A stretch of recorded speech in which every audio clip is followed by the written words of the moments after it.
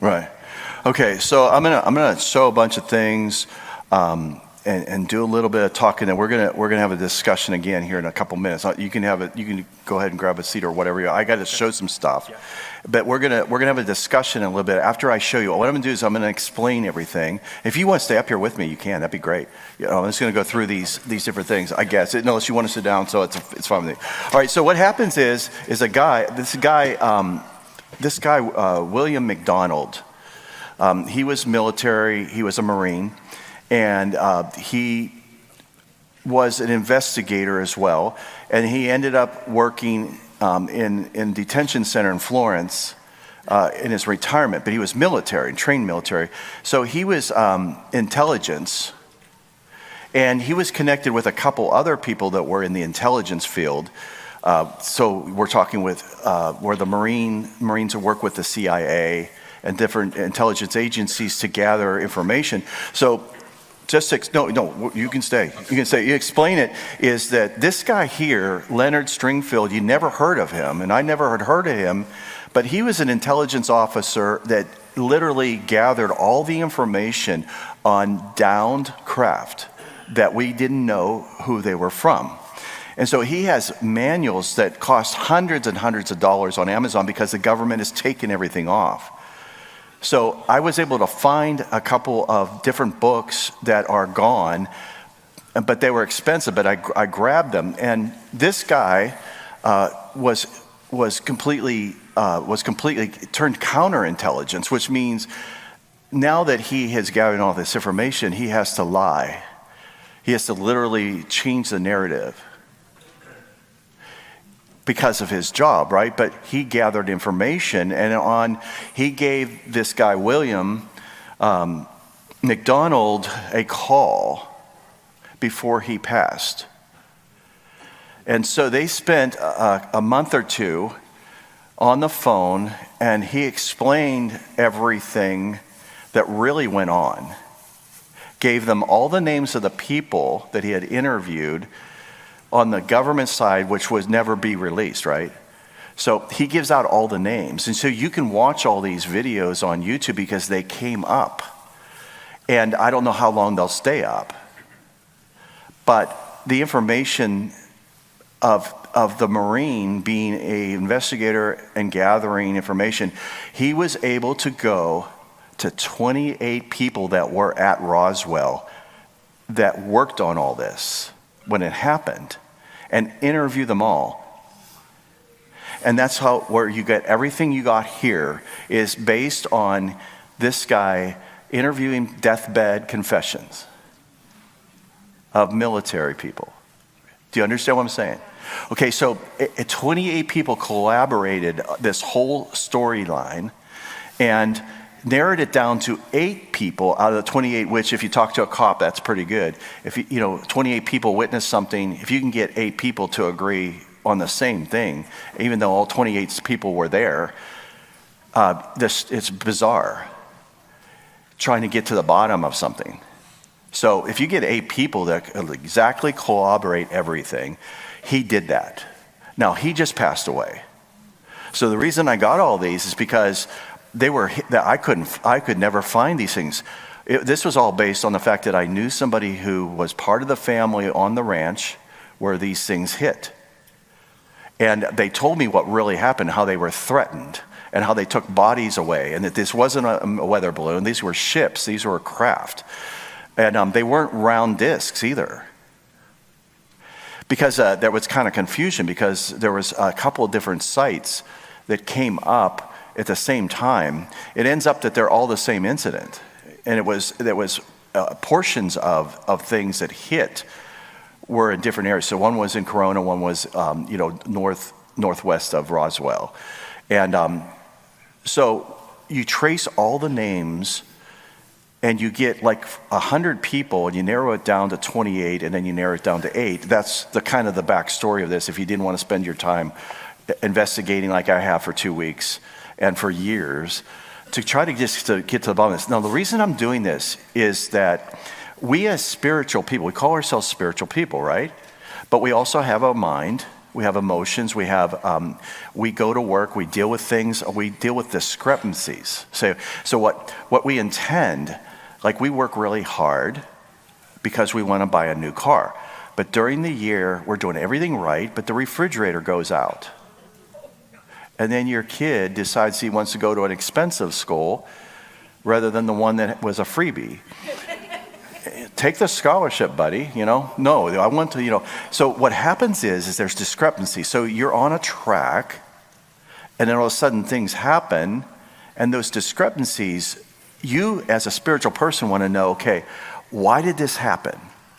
Because you're trying to figure out, like, where do I fit in all this? What could I have done, right? We just want to be, so we're saying, is this God's fault? Like some people say, was it God's fault? Did he let this happen? It's like, well, if you talk to Job, it's never God's fault. And like my buddy in Arizona with Bob Lazar, he was like hiding him, and he explained everything to me. In fact, he told me more than Bob Lazar has ever said. So I'm waiting for the other 50%, and I know it, and I know, like, I can't say it because he hasn't said it. And why does he not say it, and why do I know it? And why does this friend come to me and say, I don't know what to do, and I'm afraid? And so I said, well, what did he say? So he drew a bunch of things for me and shows how everything works. And it's all this physics that's classified. So I understand all that physics, but I only understand it because I have it on napkins that were drawn by this person who went on radio and TV immediately. As you know, Bob Lazar went out everywhere so that they couldn't kill him. So he went to George Knapp and went to Las Vegas and then broadcast. So everything he says ends up being right. He even told us things that were on the periodical chart, nuclear material, atomic material, up into the, we had 103 at the time on the atomic chart. He was talking about 115, which couldn't even be in this atmosphere because the electrons that it had around it were 16, 32, I don't know how much higher it was than that, but it's element 115, Moscovium. And everybody's like, this guy's a lunatic. And now if you look on the atomic chart, 115 Moscovian is on the chart. But it's classified. So he was telling the truth. Okay, so when this happens, like our generation's like, okay, wait a minute. If this guy was saying this when it didn't exist and now it exists, what else is he saying that's true? Because he's saying that he worked, there was 9 of them, craft up there.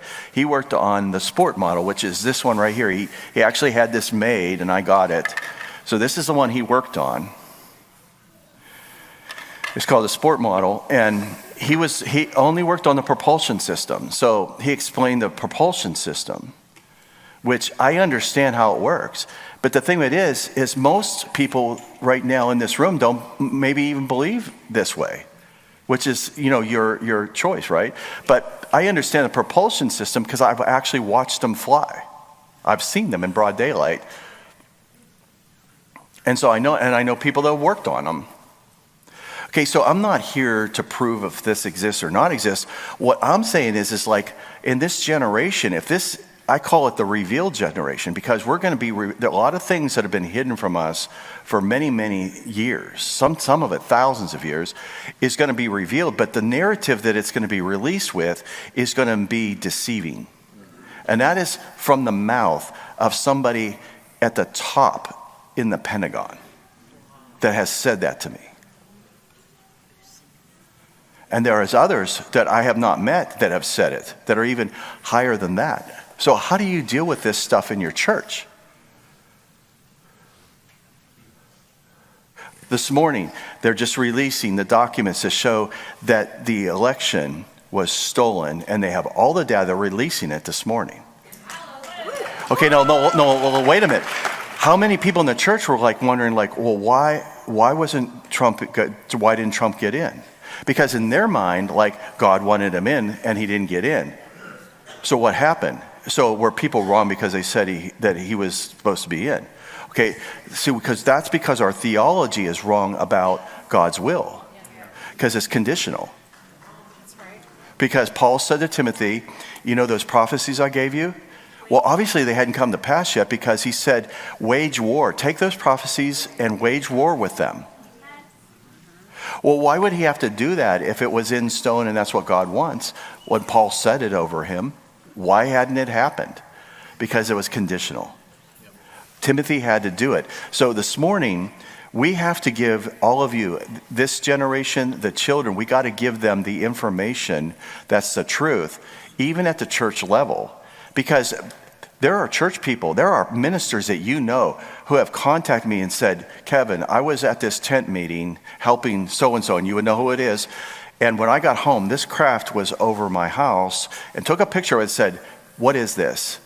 And I don't get bothered very easily, but I didn't want to get involved, because I knew what that was.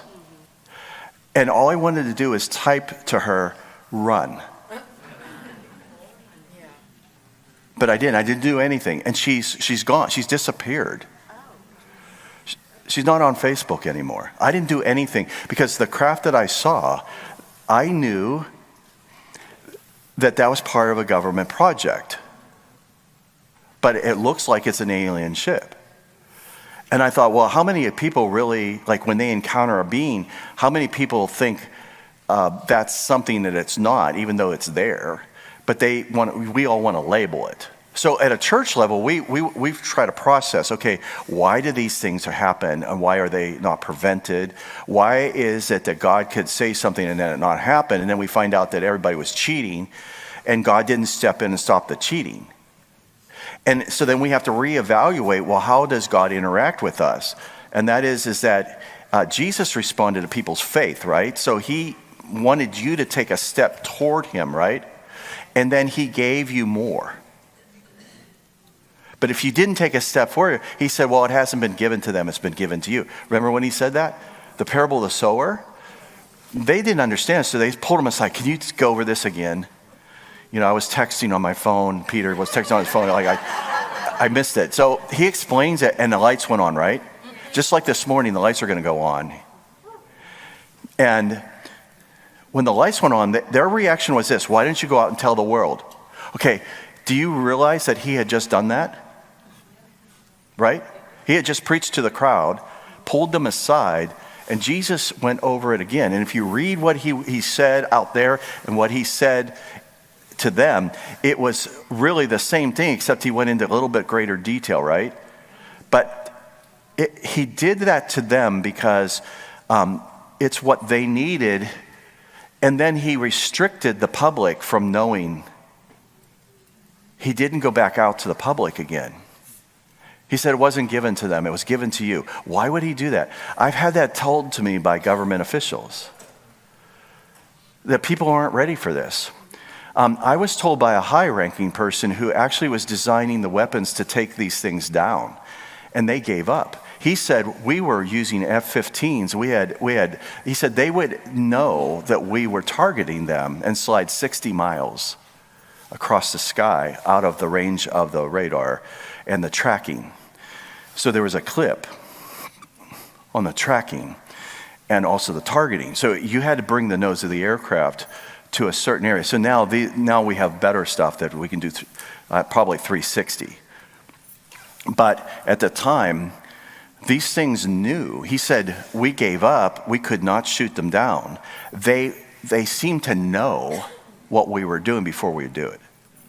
That's from a high-ranking person that I was friends with. And then this comment was made. He grabbed me by the arm and he said, a general said to him, only God can bring these things down. Right? Okay, so to the youth, they were like, okay, then we'll go to God. Right? So they can make the transition, right? Whereas adults, we're like, well, where does this fit into the Assemblies of God doctrine? You know what I mean? You're like, and I just see, I'm not picking on them. I love them. I love everybody. But the bottom line is that I don't like it when I feel like I'm on fly tape. I'm stuck. You know, I'm trapped. You know, I don't want to get into the fly tape. I don't want to get into the ant trap. I'm not an ant. I'm not a fly. I'm a human being, and I'm being guided by the Spirit, which means I have a purpose, which means I always win.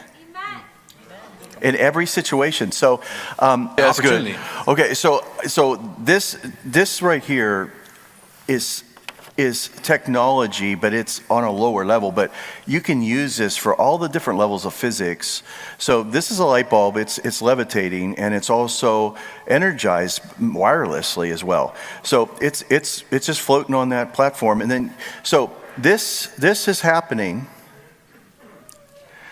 And I bought this on Amazon. Okay, so what do you think they have in a hangar at Lockheed? We'll let them see it too. Yeah. So then you got, yeah, I can do it over here. Oh, yeah. All right, so then the same technology on Amazon, you can buy a UFO that's floating, and not only that, I can hook up wirelessly and put music. It's a speaker as well. So I can transmit, but this is floating on air. And so is this. Okay, so you can buy this on Amazon, and we just look at that. We can't explain it, but see, this is all physics, and what it has to do with is there's things going on that you can't see, but there's different levels of this. So this is more on the magnetic side of it, but there's also electromagnetic, there's also gravitic. And when you get into gravity and canceling gravity out, you can own the world if you can cancel gravity, which they have done. Okay, it's free though. It's free energy. It doesn't. There's no release of heat because there is no accumulation. So it's a perfect form of energy because you actually lose some energy to heat. And you don't with these systems. Okay, so usually people that are in classified projects have to leave now, so I understand if you have to leave. Because a lot of people cannot be even in the room when I start talking about stuff like this. And I have compassion for you, but I gotta let this stuff out. And this might be the last time I do it. But the reason why I say this is because as Christians, we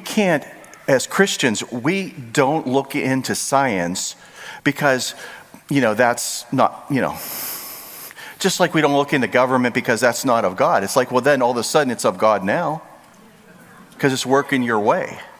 Okay, so what if this starts working your way where you never have to stop for gas again?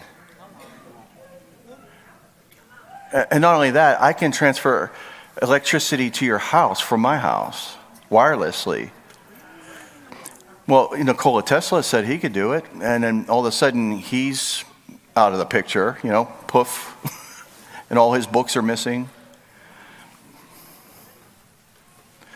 Okay, so this is interesting because this one, look at this, this will float, but I also, whatever position I put it in, it holds that position.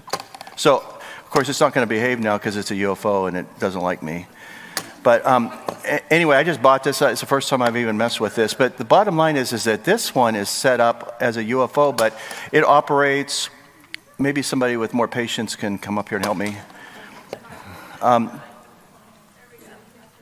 Okay, so if I tilt it, see, it knows who the boss is.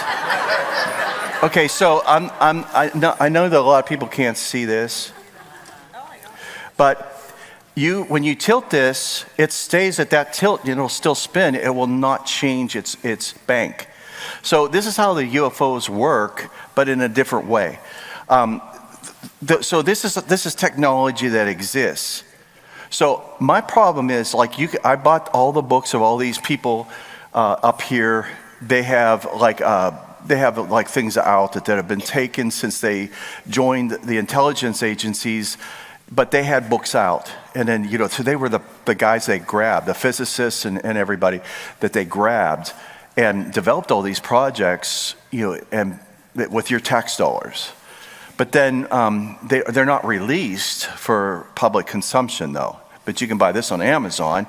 But the thing with this is just look at this. You could stare at this for a while, and it's really amazing. You're looking at this happening, but you're saying, okay, I don't understand this, but there it is, right?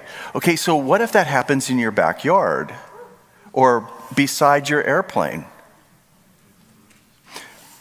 Then what do you do? Hey, can you, Mike, can you go pull the photograph out of what happened beside my airplane? Those shots. This is like, no one else has this. I actually have, we were in a Gulf Stream, 4 or 5, I don't know which one it was at the time. I say it on purpose because I don't want them tracking it. But a object, a disc, came right underneath us and did a right angle turn beside me, and we got a picture of it. At over 1,000 miles an hour, did a right angle turn, and it's a disc right beside us. And our radar didn't pick it up. Our TCAS systems didn't pick it up. The controllers didn't pick it up. No air traffic controllers picked it up. But yet, my staff took pictures of it. So let's see how we do this. You want to be show and tell today? Okay. All right. So let's see how we build this. Yes. What's the other one? Yeah. Okay. All right. So this one here, if you can just show everybody. So what happened is we're coming in over Boise, Idaho, into Washington State to land in Seattle, and I was on a descent. It was just a couple thousand feet a minute. We were going about 450 to 500 miles an hour, and this thing went right underneath us, and then did a right angle turn right here. And then this is actually just a vortice that it created as it started to accelerate to where it disappeared. It went so fast it disappeared, but it was still going. Can everybody see this?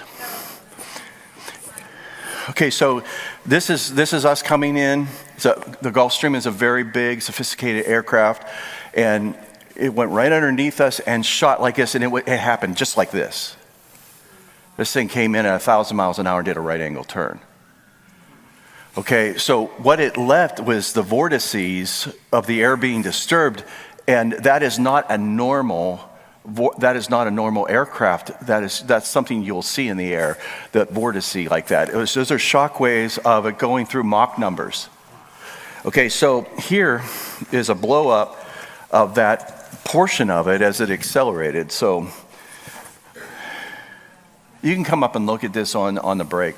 But my bottom line is that I went ahead and blew up the, do we have the one that, there's another one. Okay, so here, welcome to church. Okay, so this happened to me. All right, so here is the disc. So it did a right angle turn, which is impossible. That's 90 degrees at 1,000 miles an hour, accelerated to where there it was, like there's the disc.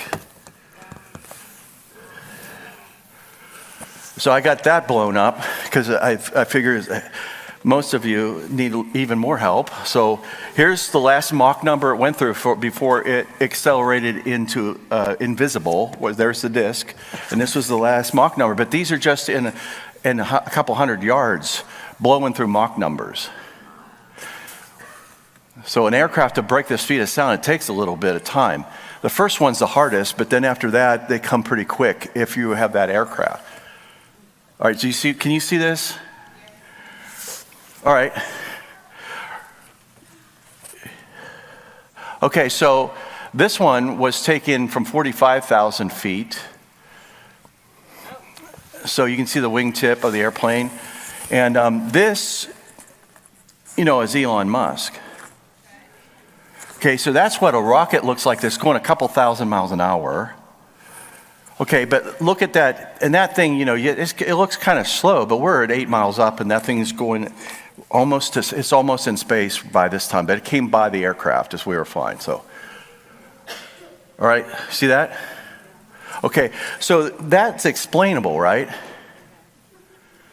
But what I just showed you, you have the one of the craft that has no wings, and it blew through all these Mach numbers.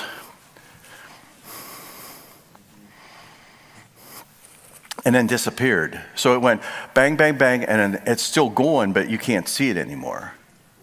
Okay, so this happened to me. And none of the technology on the aircraft, which we go overseas, on that airplane. Well, I've been on that airplane where you sit for 10 hours flying. And something that this was doing this on purpose to play with us.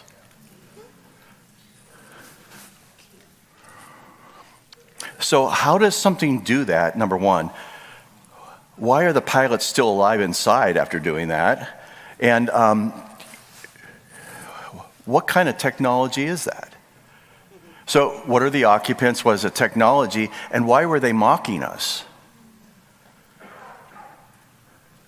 Because it was staged. They literally purposely went under us and then shot beside me so we could get the picture. Okay, so this happened. This is not like my friend. This is like our staff. This is the airplane that we were leasing. And we were doing this as a trial run on that airplane so we could take it overseas. So we were doing this flight as a trial run, and then this happened. And yet people will say, well, you know, we don't need to be focusing on UFOs and on the devil. And the thing of it is, though, is that do you know how many times things have flown by the airplane that didn't have wings, and when I report them, there's nobody up there? I'm like, what do you mean there's nobody up there? It just came by us, and it didn't have wings. Like, would you like to report it? I go, I just did. Do you want the coordinates? Do you want the altitude? And the only reason I was reporting it was because there was an American airline aircraft behind us that was reporting in on the same path, you know, on the same highway in the sky. And I was just reporting it because it had gotten very close to our aircraft, and I knew that there were other airplanes on that airway, right? So I was thinking, okay. So they said, well, we'll let them know. Well, I never got a call back, never got anything back. So when I was talking to an FAA guy that came to look at our aircraft and, you know, check us out, give us a ground check to see if we had our licenses and if the airplane was good to go, I just said something to him. And he wanted to know. And I go, well, we never heard anything about it back. He goes, you're kidding. I said, don't you think that if that's ours, they should have some sort of tracking on there so that we can get that on our system that identifies it, you know? And why wasn't, we were waiting to hear if they would warn the American Airlines airplane behind us, and I didn't hear anything. You see what I'm saying? I'm just being honest that these things are happening and nobody's given us any explanation. Okay, that's cool. All right. So let's go through this so that I can just completely fry your brain, and then we can get on to where we end up with this all, okay? You could have a rest if you want. Okay, so you might be able to understand this and explain this, but think about this. This is like the lowest level, but you can buy these on Amazon, and yet you look at it and you think, okay, I can't really explain what's happening here. And then as you look into it and you study it, then you say, okay, that's polarity and that's magnetism, and you know, you have magnets and some attract and some repel. You know, we get that. But the stabilization of keeping that thing upright and then transferring current to it to light it, those kind of things, that gets really interesting, right? Okay, so we're used to, you know, fossil fuels, and this is the engine off of a 777, and this engine has multiple things going on here, and the air comes in, and then it has different areas of compression, and you can come up and look at this. Everything is very fragile, so I can't really touch and move everything, but this one actually, I built it and it works. But I must have had a hard landing, and it looks like I put it in the wrong place on the airplane. Anyway, oh, I see. Okay.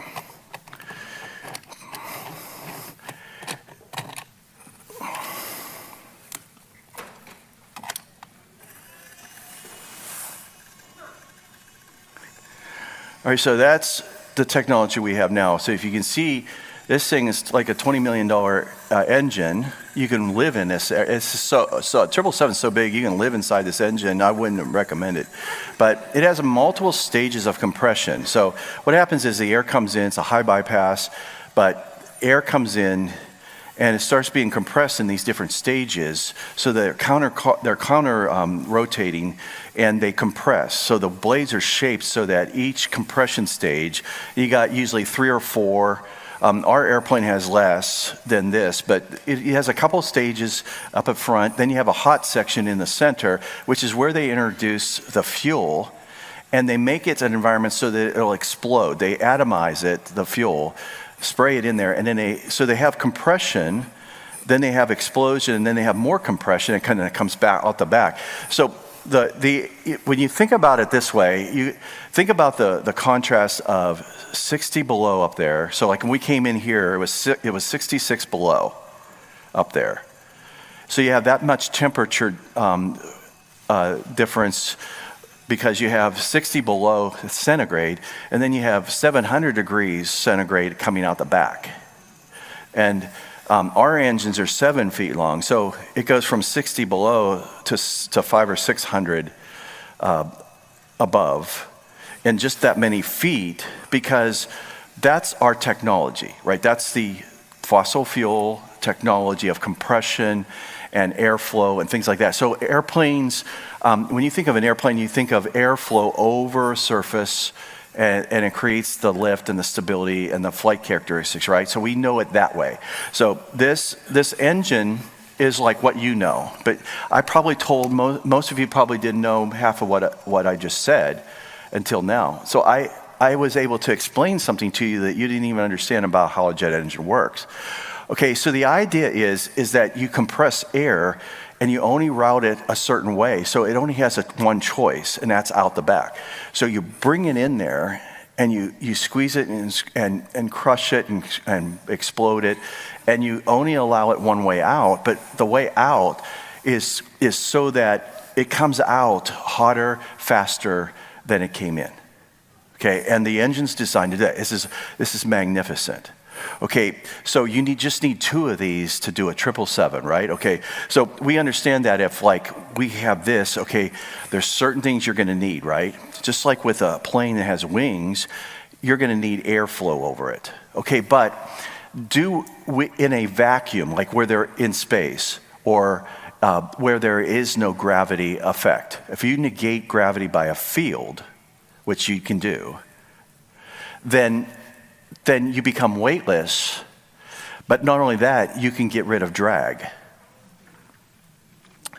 So the way these things work, which is probably going to get me in trouble, but the way that these things work is that the whole way around this craft is a leading edge. So it's a wing, but it's round. It doesn't need airflow like we think of airflow. It doesn't. The propulsion system essentially is of a higher levels of field like this. This is manipulating field. Does this bulb weigh anything? Well, obviously not, right? It does if you take it off there. But something is negating its weight. But not only that, it's so powerful that it's stabilizing it. Like, see, I tilted this, and it keeps spinning with that tilt. No matter what tilt I put it at, there is fields being manipulated that cause it to stay wherever I put it. It stays at that level, but it's still rotating. It's weightless, but it really weighs something, right? So there's something else going on that you're not seeing, but it's affecting the object. So science is really observation, right? So it's gathering data. So if you see something levitating, you observe that, you write the data, but see, you don't understand, maybe how it works unless you investigate. So you have to do things, to try to investigate it, manipulate it, take it apart, things like that. Okay, so if you have something that you have now in your house, like a phone, and you go back in time to the 1800s and you leave your phone on someone's desk and they find it, it's going to be the same thing, right? They're not going to know what this is for, where it came from, whose it is, what they're like. They're not going to understand the purpose of that phone. They're going to take it apart. They're going to try to do things to see, and they're going to discover. It'd probably take them 100 years to figure out your phone when your 5-year-old could figure it out for you. Okay, so do you understand what I'm saying is that if something's introduced to us that we don't understand, it appears to be supernatural, it appears to be, all these different things that we do. Okay, but as Christians, we've almost been framed as though like, well, that isn't of God. Well, it's too late. Like, this is innocent. This is not like hurting anybody. Now, you can take these fields at higher levels and project them towards people, which they do, and it'll paralyze you. And you'll actually feel like you're running into a wall, but it's this field where it is literally being weaponized. So then you got into lasers and beams and blue beams and frequencies that make clouds and make storms and stuff that you can put in the air that causes the air to be attracted to different fields and different beams. And if you have a blue roof and it's a blue beam, it doesn't burn the roof, but it burns every other color because that's the way the weapon is made. And so then you have a blue roof and you're fine. And so you have these weird things happen with fires, and the blue roofs survive it, the blue cars survive it, right? Don't look at me like you don't know what I'm talking about. So you can see, and of course I've seen the films of these blue beams coming out of the air during these fires. I just seen one film of it, the fires in North Carolina, the beams coming down and hitting. I flew by them and saw the fires, and I thought these things were targeted, because they do two of them. They do two side by side in this row. I thought that's from a satellite. But that doesn't exist, right? And, we don't need to concentrate on that, Kevin. We need to just concentrate on the Bible. So everybody has like a mentality of how they deal with things, right? The only thing is that what you don't know may hurt you. Like in other words, like if you don't know something but you could, and you find out that it was a liability, and you find out it was because you were negligent because you didn't ask questions. See, I don't want to know something I'm not supposed to know. But if I'm supposed to know it and it's anti-God, I want to expose it. And I want to expose it now before they can weaponize it. Okay, but what if it's us? What if it's technology that's classified and we don't want other countries to have it? Okay, so you can make up a narrative that it's from another planet. You can do all these kind of things to just protect the classified stuff, which is what we want. We don't want other countries to have it, and I'm all for that. The only thing is that I have observed these things. I have many stories. I could spend a week telling you stories of things I've seen. Now, why? While this is happening, I don't stop being a Christian. When those photos were taken, I didn't stop being a Christian. The Holy Spirit didn't leave me. I didn't rebuke the devil. It happened. Okay, it happened during my day, me going forth. The Lord had told me to lease that aircraft, to get my rating in that aircraft, to fly it with a certain other pilot and go to that place. We had an agenda. We had one-night meetings, and then we had places where we were filmed for the courses, for different courses that'll be coming out. So I was on my path, right? But during that path, these things crossed through. And they were things that the Lord didn't tell me about. They just happen, right? Okay, so they happen. Okay, you get sick, but you haven't done anything to be sick. You just get sick. So when you get sick, you think, I can't be sick. I can't miss work. My kids need me. And then you start thinking, okay, you start backtracking. So like as pilots, like when we're overseas, we don't order the same thing. We order different entrees. We figure out who's going to order what, and I order something else. Because if we get something that's bad, you don't want both pilots getting sick.